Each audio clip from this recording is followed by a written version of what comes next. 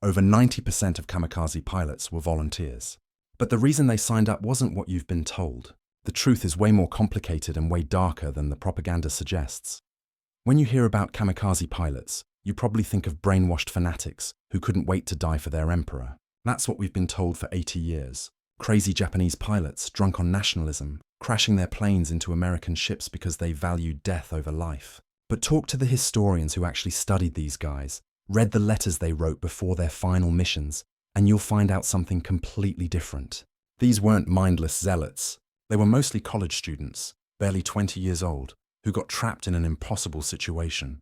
So what really happened? Why did thousands of young Japanese men agree to fly planes on one-way missions? Let's talk about the truth that both sides of the war tried to hide. The kamikaze program didn't start until October 1944. That's important. For the first 3 years of the Pacific War, from 1941 to 1944, Japan fought conventionally. They had skilled pilots, good planes, and they were winning battles. But by mid-1944, everything had fallen apart.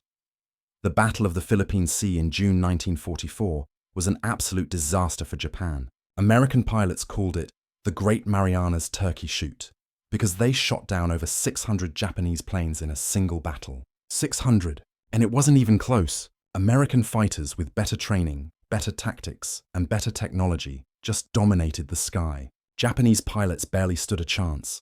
Here's what people don't understand.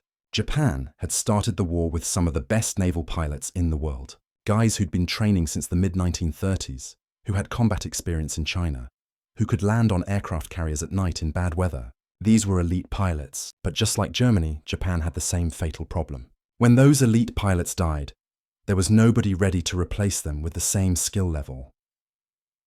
By late 1944, the average Japanese pilot had maybe 100 hours of flight training.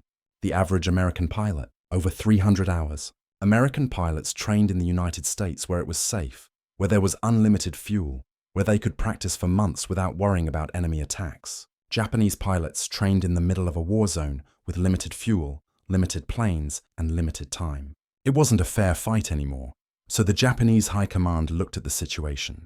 They had inexperienced pilots, they had fuel shortages, they had fewer and fewer planes, and they were losing battle after battle against an American Navy that was only getting bigger and stronger. Something had to change or Japan was going to lose the war.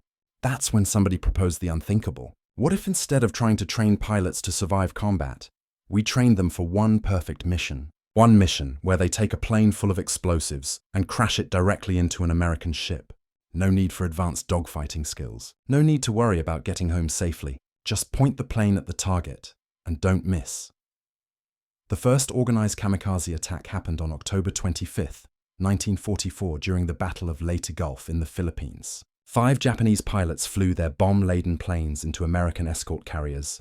They sank one carrier and damaged several others. And suddenly, Japanese command thought they'd found a solution to their problems. Think about it from their perspective. A conventional bombing attack required skilled pilots to fly through anti-aircraft fire, drop bombs accurately, and fly away while dodging enemy fighters. The hit rate for conventional bombing was maybe 10% at best. Most bombs missed. Most pilots died trying. But a kamikaze attack? If the pilot made it through the defenses and crashed into the ship, that was a guaranteed hit. The success rate jumped to something like 40%. 4 times better than conventional attacks. But here's where the propaganda starts. The Japanese military needed pilots for these suicide missions, and they couldn't just order people to go die. Or at least, they couldn't make it look like they were ordering people to die. So they called for volunteers, and the volunteers came forward. Thousands of them. The Japanese government pointed to this and said, "See, our people love the emperor so much they're willing to die for him. This is the Japanese spirit." Except that's not what was really happening. Let me explain how the volunteer system actually worked. Commanders would gather all the pilots in a unit. They'd give a speech about the desperate situation Japan was in, about duty and honor and sacrifice. Then they'd say something like, "We need volunteers for special attack units. Those willing to serve step forward." And here's the thing. In Japanese military culture, not volunteering wasn't really an option. If you didn't step forward, you were a coward. Your family would be shamed. Your name would be disgraced. You'd be ostracized by everyone you knew. Some guys who didn't volunteer initially were beaten by their fellow soldiers or given the worst duties until they changed their minds. So, yeah, They were volunteers, technically. But it's like if someone put a gun to your head and said, "You can volunteer to do this thing, or I'll pull the trigger. Your choice." That's not really volunteering, is it? Let's talk about who these pilots actually were, because this is where it gets really sad. The majority of kamikaze pilots weren't career military guys. They were university students. Japan had a student deferment system at the start of the war, which meant college kids could finish their education before being drafted. But by 1943, Japan was so desperate for manpower that they ended the deferment. Suddenly, thousands of college students were being drafted into the military, and these students, many of them didn't even support the war. They'd studied literature, philosophy, science. They'd read Western books and learned about democracy and individual rights. Some of them actively opposed Japanese militarism, but they kept their mouths shut because speaking out meant prison or death. When they got drafted, they didn't have a choice, and when they got picked for kamikaze units, they really didn't have a choice. We know this because many of them kept diaries and wrote letters before their final missions. These writings survived the war, and they tell a completely different story than the propaganda. These guys weren't writing about glory and honor and dying for the emperor. They were writing about being scared, about missing their families, about feeling trapped, about the absolute waste of throwing away their lives for a war that was already lost. One pilot named Ichizo Hayashi wrote, "Please do not grieve for me. I am resigned to my fate and am not afraid to die, but I wish I could have lived longer." Another pilot, Ryoji Uehara, wrote to his parents, "I wanted to live long enough to see you again." These weren't the words of fanatics eager to die. These were terrified young men saying goodbye.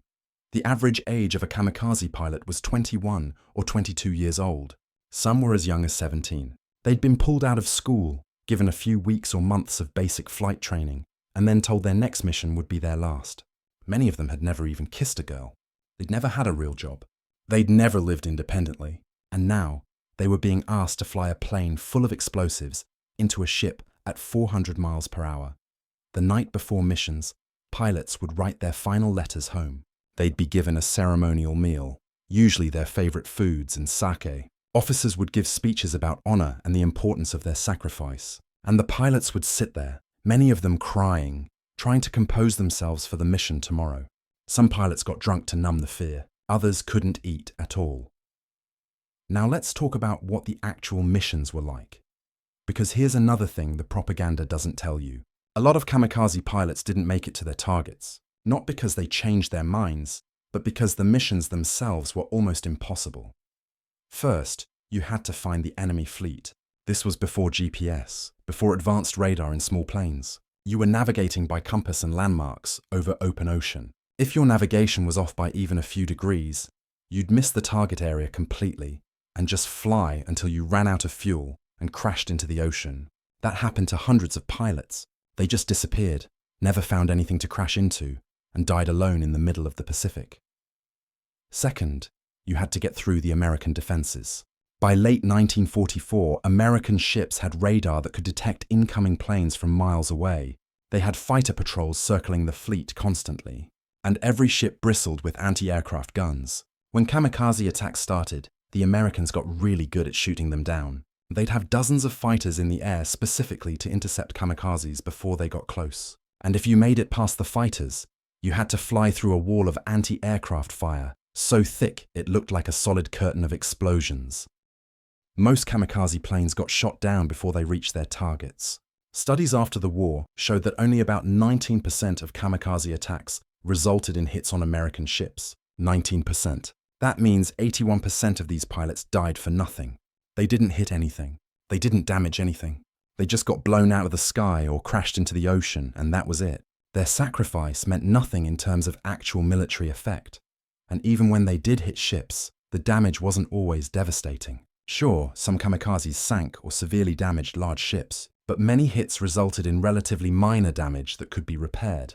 The Americans had incredible damage control teams and repair facilities. A ship hit by a kamikaze might be back in action within weeks or even days. Meanwhile, that pilot was dead, and Japan couldn't replace him.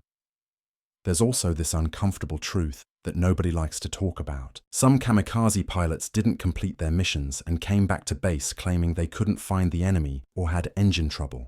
These pilots were treated terribly. They were accused of cowardice. beaten, humiliated, and then sent out again on another suicide mission. The military couldn't admit that maybe, just maybe, these young men didn't want to die pointlessly.